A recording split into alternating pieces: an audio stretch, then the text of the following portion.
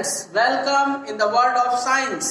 मैं रंजीत सिंह और आप देख रहे हैं रुद्रा साइंस गुरु। यहाँ मिलती है आपको मैथ्स और साइंस से रिलेटेड सारी जानकारी एकेडमी से आईआईटी तक। जैसा कि पिछले वीडियोस में हम लोग देख चुके हैं, that is the classical definition of redox reaction, that is the classical definition of oxidation and reduction. अगर आपने अभी तक उसको ना देखा हो तो लिंक मैंने कमेंट में शेयर कर दिया है, उसे आप देखें। अभी फिलहाल के लिए हम लोग एक रिव्यू लेते हैं। दैट इज द ऑक्सीडेशन का मतलब क्या था, एडिशन ऑफ ऑक्सीजन और removal of hydrogen, and reduction का मतलब क्या था, addition of hydrogen and removal of oxygen. ये चीज हम लोग सीख चुके हैं। लेकिन जब आगे की बात अगर हम लोग करते हैं तो ये क्वेश्चन एराइज होता है कि क्या सारे रिएक्शंस में जो भी रेडॉक्स रिएक्शन होगा उसमें ऑक्सीजन और हाइड्रोजन होगा, या बिना ऑक्सीजन और हाइड्रोजन के भी रेडॉक्स रिएक्शन हो सकते हैं। तो इसका आंसर है कि बहुत सारे ऐसे रेडॉक्स रिएक्शंस होते हैं, केमिकल रिएक्शंस होते हैं जिसमें ऑक्सीजन और हाइड्रोजन दोनों में से कुछ भी नहीं होता, दोनों मिसिंग होते हैं। तो दूसरा क्वेश्चन ये राइज होता है कि ठीक है, अगर ऑक्सीजन और हाइड्रोजन नहीं है तो फिर हम कैसे पता करेंगे कि केमिकल रिएक्शन में किसका ऑक्सीडेशन हुआ है और किसका रिडक्शन हुआ है। तो इस प्रॉब्लम को रिजॉल्व करने के लिए मॉडर्न डेफिनेशंस को सिलेक्ट किया गया। मॉडर्न डेफिनेशंस के अकॉर्डिंग हम लोग ऑक्सीडेशन और रिडक्शन को कैसे फाइंड आउट करेंगे, इसको हम लोग देखते हैं। ऑक्सीडेशन को मॉडर्न डेफिनेशन के अकॉर्डिंग अगर हम लोग देखेंगे तो इसको हम लोग पढ़ के देखते हैं। That is the process which involves loose of electron, that is the identification of oxidation in modern definition, that is loose of electron को हम लोग कहेंगे oxidation reaction. Loose of electron, जैसे कि यहां पर एग्जांपल में दिखाया गया है सोडियम। सोडियम जब एक इलेक्ट्रॉन लूज करता है तो ये Na+ यानी कि सोडियम आयन फॉर्म करता है, और चूंकि सोडियम ने इलेक्ट्रॉन लूज करके आयन बनाया है, सो यहां पर सोडियम का क्या हुआ, oxidation. Now further is that reduction की अगर बात की जाए, the process which involves gain of electron, gain of electron. यहां पर जब हम लोग एग्जांपल देखेंगे तो क्लोरीन ने एक इलेक्ट्रॉन को गेन किया और गेन करके Cl- यानी कि क्लोराइड आयन फॉर्म किया है। तो यहां पर क्लोरीन का क्या हुआ, रिडक्शन। अगेन हम लोग ऑक्सीडेशन और रिडक्शन को आइडेंटिफाई करेंगे without oxygen and hydrogen by the transferring of electrons. अगर कोई एलिमेंट इलेक्ट्रॉन को लूज करता है तो उसका ऑक्सीडेशन होता है, और अगर कोई एलिमेंट इलेक्ट्रॉन को गेन करता है तो उसका रिडक्शन होता है। अब आइडेंटिफाई करते समय हम लोग रफली किस तरीके से हम लोग कैच करेंगे कि किसका ऑक्सीडेशन और किसका रिडक्शन हुआ है, तो जो प्लस आयन बनाता है, जो प्लस आयन फॉर्म करता है, उसका ऑक्सीडेशन हुआ है, और जो माइनस आयन बनाता है उसका रिडक्शन हुआ है। ये identification of oxidation and reduction in the case of modern definition without present of oxygen and hydrogen. Now further that अब क्वेश्चन एराइज होगा कि कौन इलेक्ट्रॉन लूज करेगा और कौन इलेक्ट्रॉन गेन करेगा, क्योंकि इस डेफिनेशन के लिए हम लोगों को ये तो पता होना ही चाहिए कि इलेक्ट्रॉन लूज कौन करेगा और इलेक्ट्रॉन गेन कौन करेगा। तो इसको हम लोग इस तरीके से करेंगे कि मेटल्स जो होते हैं, मेटल्स मीन्स धातु, ये इलेक्ट्रॉन्स लूज करते हैं, electrons loose, and non metals जो होते हैं यानी कि अधातु, ये इलेक्ट्रॉन्स गेन करते हैं। ये हम लोग सीख चुके हैं कि मेटल्स इलेक्ट्रॉन लूज करेंगे और नॉन मेटल्स जो होते हैं वो इलेक्ट्रॉन्स गेन करते हैं। अब एक नया क्वेश्चन एराइज होगा कि मेटल्स और नॉन मेटल्स को कैसे आइडेंटिफाई करेंगे। तो 6 क्लास में रटाया जाता है। मेटल्स वो होते हैं जो चमकते हैं, जिनमें कुछ पर्टिकुलर साउंड होती है, जिसके वायर बनाए जा सकते हैं, जिसको पीट के चादर बनाए जा सकते हैं। नहीं, हम लोगों को उससे कोई मतलब नहीं है। हम लोग यहाँ पर मेटल्स और नॉन मेटल्स को नए तरीके से डिफाइन करेंगे। मेटल्स वो होंगे जो इलेक्ट्रॉन्स लूज करेंगे और नॉन मेटल्स वो होंगे जो इलेक्ट्रॉन गेन करेंगे। तो मेटल्स लूज करेगा आखिर कौन? तो जब हम लोग इलेक्ट्रॉनिक कॉन्फ़िगरेशन में मेटल्स के एटॉमिक नंबर को सेट करेंगे तो हम लोगों को एज द वैलेंसी 1, 2 और 3, इन तीनों में से कोई एक पर्टिकुलर वैलेंसी दिख जाए तो हम लोग उसको बोलेंगे क्या कि वो मेटल है, वो इलेक्ट्रॉन लूज करेगा। और अगर इलेक्ट्रॉनिक कॉन्फ़िगरेशन लिखते समय हम लोग को वैलेंसी के रूप में 4, 5, 6 या 7 मिलता है तो हम लोग उसको कहेंगे कि वो नॉन मेटल है और वो इलेक्ट्रॉन गेन करेगा। अब इसको हम लोग थोड़ा एक्सप्लेन करते हैं। हम लोग एज फॉर एग्जांपल सोडियम लिए। सोडियम का एटॉमिक नंबर 11। सोडियम के एटॉमिक नंबर के अकॉर्डिंग जब हम लोग इसको अरेंज करेंगे तो हम लोग लिखेंगे 2, 8, 1। That is the valency is 1, यानी कि ये एक इलेक्ट्रॉन लूज करेगा। तो पता चल गया कि सोडियम क्या है? It is the metal. Now further is that जब हम लोग क्लोरीन की बात करेंगे, क्लोरीन का एटॉमिक नंबर 17। जब इसको अरेंज करते हैं हम लोग 2, 8 एंड 7, यहां पर हम लोग ये फोकस करेंगे कि जब आउटर मोस्ट सेल में 7 इलेक्ट्रॉन्स हैं, यानी कि इसको और कितने इलेक्ट्रॉन्स की जरूरत है अपना ऑक्टेट पूरा करने के लिए।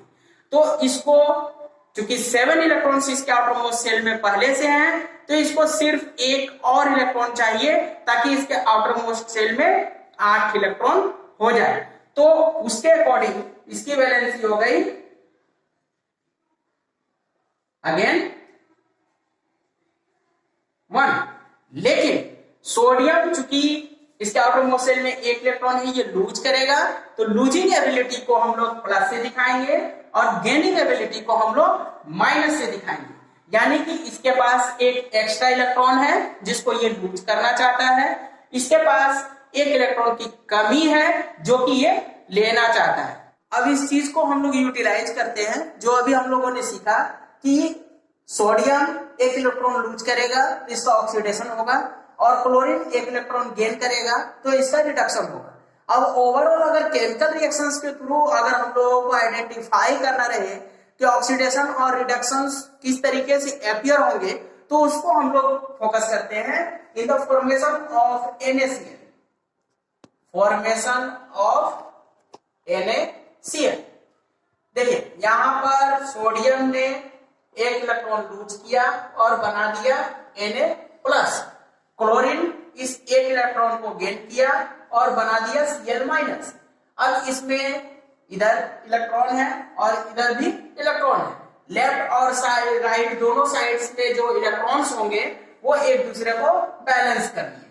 अब हमारा जो ओवरऑल रिएक्शन है वो बन गया Na+Cl, that is the Na++Cl-।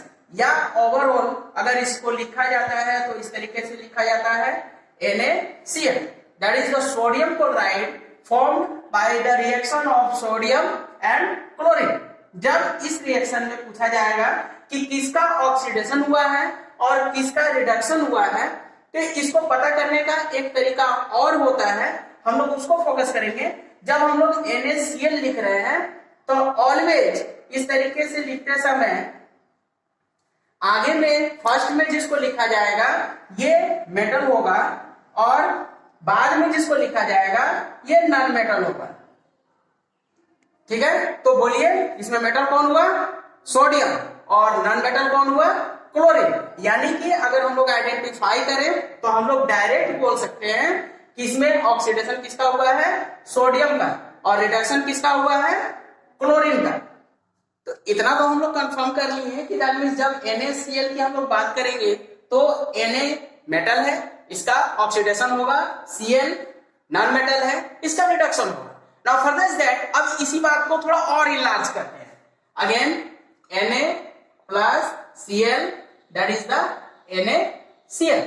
इसमें मैंने क्या बताया, बोलिए, सोडियम का क्या होगा, ऑक्सीडेशन, दैट इज सोडियम का क्या हुआ, ऑक्सीडेशन, और क्लोरीन का क्या हुआ, रिडक्शन, क्लोरीन का रिडक्शन। अब ये मतलब क्या हुआ, मतलब ये हुआ कि सोडियम ने एक इलेक्ट्रॉन लूज किया, क्लोरीन ने एक इलेक्ट्रॉन गेन किया। नाउ ओवरऑल अगर प्रोसेस देखा जाए तो सोडियम ने सिर्फ इसलिए इलेक्ट्रॉन लूज किया क्योंकि वहां इलेक्ट्रॉन गेन करने के लिए क्लोरीन प्रेजेंट था। क्लोरीन इसलिए एक इलेक्ट्रॉन गेन कर सका क्योंकि वहां इलेक्ट्रॉन लूज करने के लिए सोडियम प्रेजेंट था। यानी कि यहां पर इलेक्ट्रॉन्स को लूज और गेन करना रेस्पेक्टिव फिनोमेना है।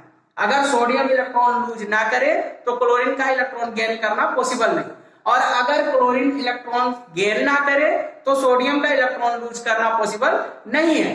तो ओवरऑल हम लोगों को क्या आइडेंटिफिकेशन मिली कि जहां पर ऑक्सीडेशन होगा वहां पर ऑलरेडी रिडक्शन होगा ही।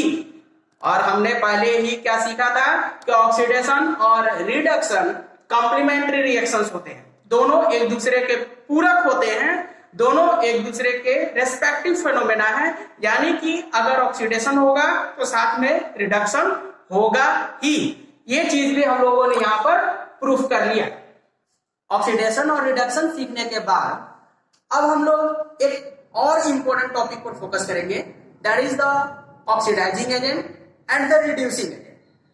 Oxidising agent and the reducing agent. अच्छा, सुन के किस तरीके का प्रोनाउंसिएशन आ रहा है, agent, just like the LIC agent. अच्छा, LIC एजेंट का मतलब क्या होता है? LIC एजेंट वह आदमी जो कि दूसरे की LIC करवाता है, उसको हम लोग LIC एजेंट कहते हैं। तो बस ये रखना है दिमाग में, कंसंट्रेशन इस पर होना चाहिए कि जो दूसरे का करवाता है उसको हम लोग एजेंट कहते हैं। That is the oxidising agent means what, वह सब्सटेंस जो कि दूसरे सब्सटेंस का ऑक्सीडेशन करवाता है, खुद रिड्यूस हो जाता है, उसको हम लोग ऑक्सीडाइजिंग एजेंट कहेंगे। और वह सब्सटेंस जो कि दूसरे का रिडक्शन करवाता है, खुद ऑक्सीडाइज हो जाता है, उसको हम लोग रिड्यूसिंग एजेंट कहेंगे। अब जब इसी चीज को हम लोग एग्जाम्पल के थ्रू समझेंगे तो हम लोग फिर से इसी एग्जाम्पल पर आ रहे हैं कि जब सोडियम क्लोरीन से रिएक्ट करता है तो सोडियम क्लोराइड बनाता है। नाउ फर्दर इज दैट कि जब सोडियम क्लोराइड फॉर्म हुआ तो सोडियम का ऑक्सीडेशन हुआ और क्लोरीन का रिडक्शन हुआ। अभी अभी मैंने क्या समझाया कि सोडियम इलेक्ट्रॉन लूज किया यानी कि उसका ऑक्सीडेशन हुआ। क्यों? क्योंकि वहां पर इलेक्ट्रॉन को गेन करने के लिए क्लोरीन प्रेजेंट था। यानी कि सोडियम ने अगर इलेक्ट्रॉन लूज किया है, सोडियम का अगर ऑक्सीडेशन हुआ है तो किसके चलते? क्लोरीन के चलते। यानी कि chlorine is the oxidising agent in this case, जो कि खुद रिड्यूस होकर सोडियम का ऑक्सीडेशन करवाया। अब इसी तरीके से क्लोरीन के ऊपर फोकस करते हैं। यहां पर क्लोरीन का रिडक्शन हुआ है। रिडक्शन क्यों हुआ? क्योंकि क्लोरीन ने एक इलेक्ट्रॉन गेन किया है। क्यों गेन किया? क्योंकि वहां पर सोडियम एक इलेक्ट्रॉन लूज किया है। अब अगर हम लोग कहेंगे कि क्लोरीन का रिडक्शन हुआ है तो किसके चलते हुआ? सोडियम के चलते। यानी कि यहां पर सोडियम जो है वो ओवरऑल इस रिएक्शन का रिड्यूसिंग एजेंट है। That is the sodium is the reducing agent. इसको इस तरीके से हम लोग फोकस करेंगे, दिमाग में रखेंगे कि जिसका ऑक्सीडेशन हुआ है वो रिड्यूसिंग एजेंट है और जिसका रिडक्शन हुआ है वो ऑक्सीडाइजिंग एजेंट है। इस तरीके से अगर हम लोग oxidising agent and reducing agent को लाइन अप करें तो ऑक्सीडाइजिंग एजेंट को हम लोग क्या कहेंगे? The substance which oxidised another substance, वह सब्सटेंस जो कि दूसरे सब्सटेंस को ऑक्सीडाइज करता है एंड रिड्यूस्ड इटसेल्फ, और खुद रिड्यूस्ड हो जाता है, उसको हम लोग ऑक्सीडाइजिंग एजेंट कहेंगे। Now further the substance which reduced another substance वह सब्सटेंस जो कि दूसरे सब्सटेंस को रिड्यूस करता है एंड ऑक्सीडाइजिंग इटसेल्फ, और खुद ऑक्सीडाइज हो जाता है, उसको हम लोग रिड्यूसिंग एजेंट कहते हैं। इस ओवरऑल रिएक्शन में सोडियम का ऑक्सीडेशन हुआ है, यानी कि सोडियम जो है वो रिड्यूसिंग एजेंट है, और क्लोरीन का रिडक्शन हुआ है, यानी कि वो ऑक्सीडाइजिंग एजेंट है। उम्मीद है कि आज के सारे टॉपिक्स आपको अच्छे से समझ में आए होंगे। हम लोग इस सीरीज को आगे भी कंटिन्यू रखेंगे। सो कनेक्ट रहिए, सीखते रहिए। नमस्कार।